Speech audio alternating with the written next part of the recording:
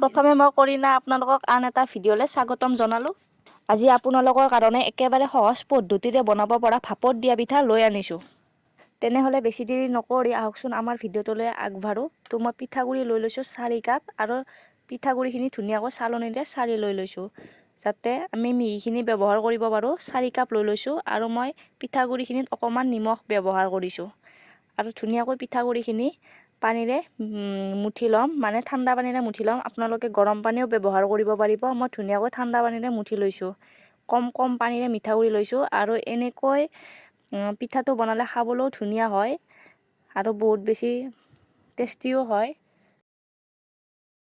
আপোনালোকে যিমানটো পিঠা বনাব বিচাৰে তেনেকৈ গুড়িটো লৈ ল'ব আৰু ধুনীয়াকৈ মুঠি ল'ব। এনেকৈ পানী দি মুঠি ল'ব, কম পানী দি মুঠি ল'ব। একেবাৰে পানী দিলে বেছি পনীয়া হৈ যাব পাৰে। ধুনীয়াকৈ ডো হোৱালৈকে এটা মুঠি ল'ব আৰু ইয়াত দুটা ডো হৈ ল'লে মই 1 কাপ জোখেৰে গুড় লৈ লৈছোঁ আৰু গুড়খিনি মই সৰুকৈ টুকুৰা কৰি লৈ লৈছোঁ আৰু মই 1 কাপ জোখেৰে নাৰিকলো লৈ লৈছোঁ আৰু দুইখিনি মই ধুনীয়াকৈ এটা মিশ্ৰণ হোৱালৈকে ভাজিম। আৰু কেৰাহীটোত মই নাৰিকলখিনি বহাই দিছোঁ আৰু একেলগে গুড়খিনিও বহাই দিম। আপোনালোকে গুড়ৰ ঠাইত চেনিও লৈ ল'ব পাৰিব।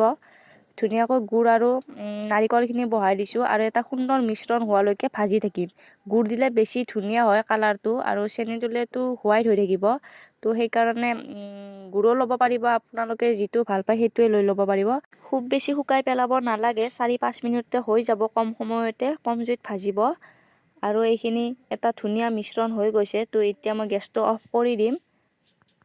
কোমলকৈ বনাব, তেতিয়া খাবলৈ ভাল হয়। যদি মিশ্ৰণটো টাইট হৈ থাকে তো তেতিয়া ফাটি যোৱাৰ চান্স বেছি থাকে। আৰু এনেকৈ মই ডোটো বনাই লৈছোঁ আৰু অকণমান গাঢ় কৰি লৈছোঁ আৰু ইয়াত মই মিশ্ৰণটো বহাই দিম।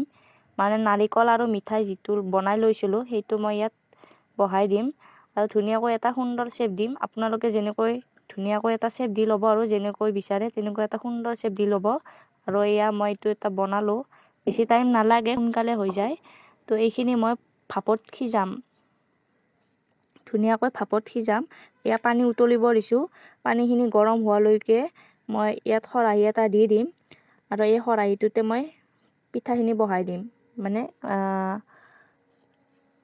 এয়া পিঠাখিনি মই বহাই দিছোঁ। তো ধুনীয়াকৈ ইয়াত সিজিবলৈ দিম। এয়া হৈ যাব আৰু 15 মিনিটমান পিছত মই চেক কৰি চাইছোঁ এয়া আৰু অকণমান 5 মিনিটমান টাইমৰ পিছত হৈয়ে যাব। তো এয়া মোৰ এটা সুন্দৰ ৰেচিপি হৈ গ'ল, ভাপত দিয়া পিঠা আৰু বহুত বেছি ধুনীয়া হয়, দেখিবলৈও বহুত বেছি ধুনীয়া হয়। দেৱালীত আপোনালোকে বনাই খাই চাব পাৰিব। এয়া মই এটা ভাঙি দেখুৱাইছোঁ আৰু বহুতেই কোমল হৈছে, খাবলৈও বহুত ধুনীয়া হয়। তো আপোনালোকেও এবাৰ ট্ৰাই কৰিব। তো আজিলৈ বাই বাই। ভিডিঅ'টো চোৱাৰ বাবে বহুত ধন্যবাদ।